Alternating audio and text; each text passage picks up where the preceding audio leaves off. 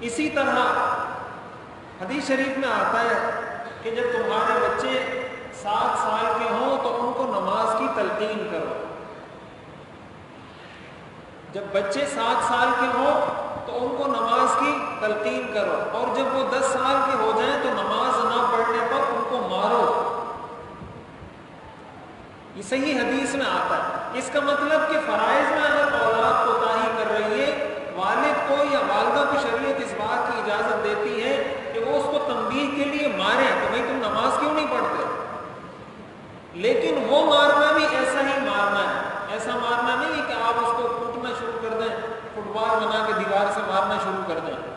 ہمارے لوگ جب غصے میں آتے ہیں تو یہ بات یاد رکھنی چاہیے، بہت زیادہ تشدد، بہت زیادہ ظلم، بہت زیادہ انتہا کو پہنچ جاتا ہے.